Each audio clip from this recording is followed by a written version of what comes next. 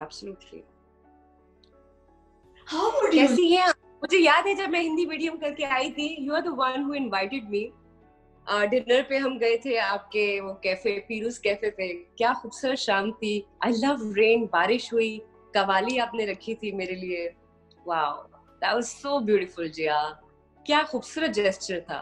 Actually, आपको देखा, आपकी फिल्में देखी, आपको देख के बड़े हुए, आपको देख के इंस्पिरेशन, दैट हीरोइन वाली। और वो, खैर आप जैसी खूबसूरत तो नहीं हूं मैं, लेकिन हमारा पहला प्रोजेक्ट भी इकट्ठे था जिया, पानी जैसा प्यार। इवन दास्तान बिफोर दैट। हाँ, दास्तान हमने पहला किया था ना प्रोजेक्ट, फिर उसके बाद पानी जैसा प्यार। And I enjoyed working with you.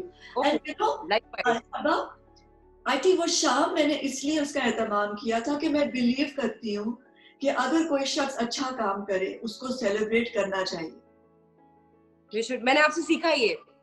मैंने I've learned this from you, like seriously. Wow, that हाँ, was beautiful. क्योंकि I think और उसके बाद मुझे पता नहीं था कि अप्रिशिएट करना चाहिए लोगों को, उन्हें वेलकम करो, उनको वो एक चीज दो ताकि वो आगे सीखे। अगेन वो चेन है ना, एक हाँ, पॉजिटिविटी की चेन चली। आपने मेरे साथ किया, मैंने आपसे सीखा, मैंने 10 लोगों के साथ किया, उन्होंने मुझसे शायद सीखा, उन्होंने आगे किया। सो ये पॉजिटिव चेन जो है ये आपने चलाई है।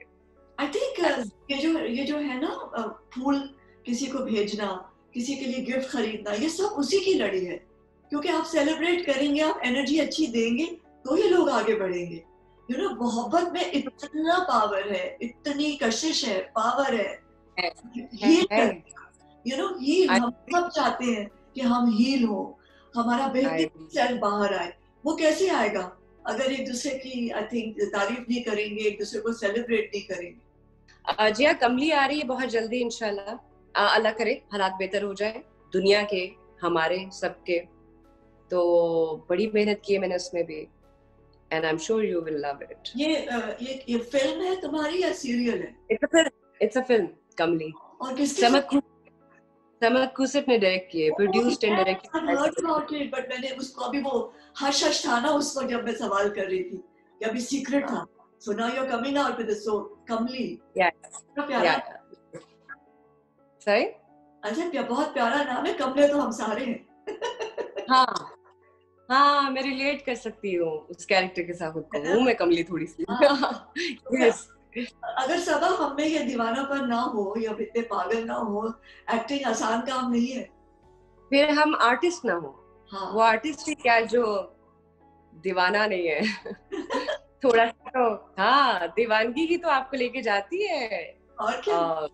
हकीकी की तरफ। इश्क हकीकी और हर चीज दीवानगी में तो है। मुझे तो आप प्यार और इश्क की बात कर रही थी ना, तो मुझे बुल्ले शाह वाला इश्क चाहिए जो उनको अपने मुर्शिद से था। वाह, दैट इश्क कहाँ से मिलेगा वो इश्क? वैसा आशिक चाहिए, बुल्ले शाह जैसा आशिक चाहिए। मैंने बुल्ले शाह को पढ़ना शुरू किया ना अभी। हाँ, तो मैं तो दीवानी हो गई। कितना इश्क था उन्हें अपने, जैसे उन्हें अपने मुर्शिद से इश्क था।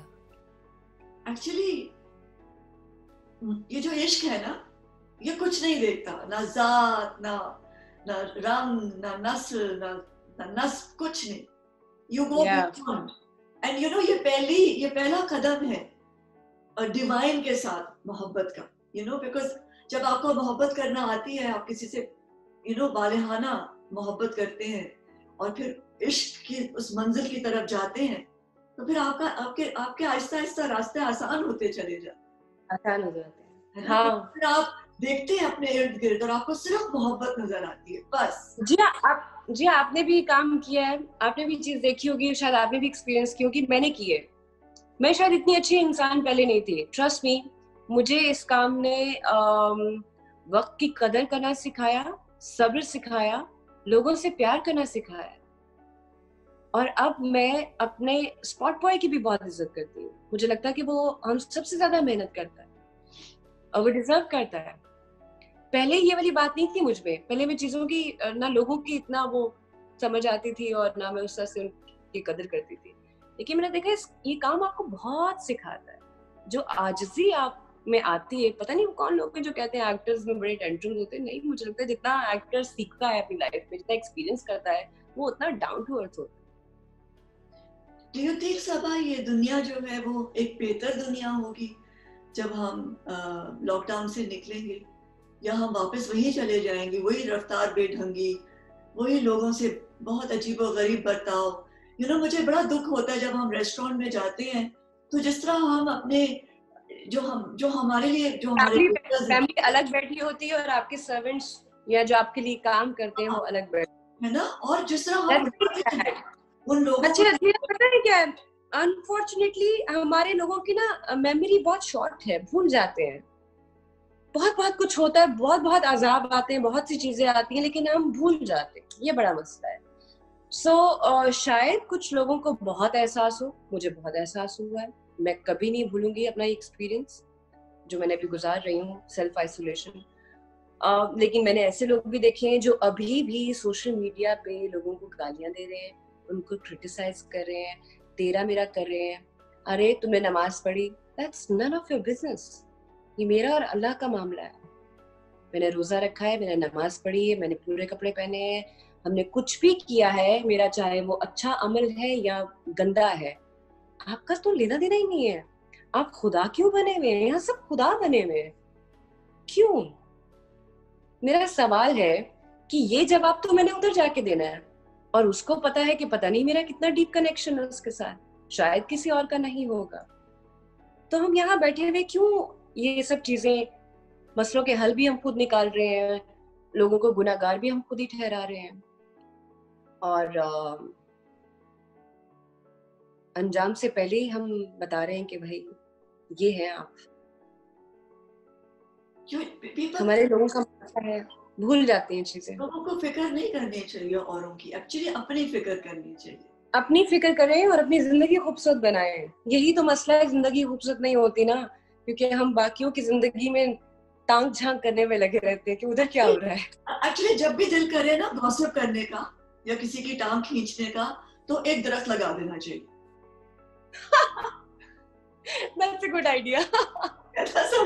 सीरियसली, जब दिल करे ना किसी से बहुत गुस्सा किसी पे चढ़े, कि दिल करे I will bring that person down, है ना, बड़ा आपका ब्लड प्रेशर मैं निकल गई इन चीजों से आगे।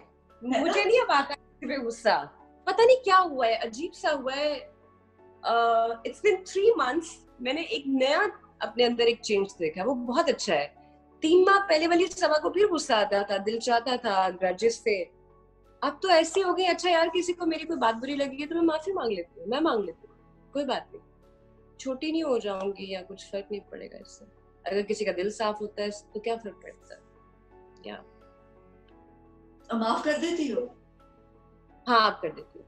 अब तो मैं गुस्सा ही नहीं रखती, तो माफी तो बहुत दूर की बात है। दिल में कोई गिला शिकवा किसी से नहीं है। इंसान तो बड़े प्यारे हैं, अल्लाह की बनाई हुई हर चीज बहुत प्यारी है। जैसे मैं बहुत ऐसे से सोच रही थी कि वाई आई एम सिंगल, सब कहते हैं सब है, ये है वो है, क्या रीजंस हैं, तो फिर मैंने एक दिन बैठ के पेन पेपर पे लिखी कि प्रॉब्लम्स क्या है, क्या चीजें हैं। हमें खुद अपनी चीजों को एक्नॉलेज करना चाहिए, अपनी खामियों को देखना चाहिए, उन पे काम करना चाहिए कि अच्छा क्या है, वजूहात क्या है, कोई ना कोई रीजन होती है किसी ना किसी बात के पीछे। वो रीजन हम जाने बिना दूसरों को ब्लेम करते हैं, दूसरों का कसूर नहीं है। कहीं ना कहीं आप जैसे आप अपने कोई गलती की है ना, तो उसकी रिस्पॉन्सिबिलिटी लेना बहुत इंपॉर्टेंट है। हम ब्लेम गेम में चले जाते हैं, दूसरों पे डाल देना, अगर मेरे साथ ऐसा हुआ है तो इसका रिस्पॉन्सिबल XYZ है, यू अंडरस्टैंड। हम ये कभी नहीं कहते कि यार ये मेरी गलती है। Accept it, learn it. No, लोग सीखते ही नहीं है, हम लोग बस वो जो ईगो है जिसके ऊपर समझते हैं कि हमारी पूरी हयात का दारो मदार हमारे ईगो पर है। ईगो निकल जाती है जब चीजों की समझ आ जाती है। ईगो से इंसान में होती है जिसकी अवेयरनेस नहीं है। अवेयरनेस चीजों के साथ, सिचुएशंस के साथ, इमोशंस के साथ, is not aware of these things, वहां ईगो बहुत होगी। जिस इंसान को समझ आ जाएगी ना, वहां ईगो नहीं होगी। समझदार इंसान के पास ईगो का काम ही नहीं है। लेकिन एक चीज पे मैं कॉम्प्रोमाइज नहीं करूंगी, लाइफ पार्टनर मुझे स्टूपिड नहीं चाहिए। वो मुझे लड़ने वाला, बहस करने वाला, एब्यूसिव बिल्कुल नहीं चाहिए। वो मुझे तो वहां मैं I can't stand. Not at all. Actually जब इंसान दो इंसान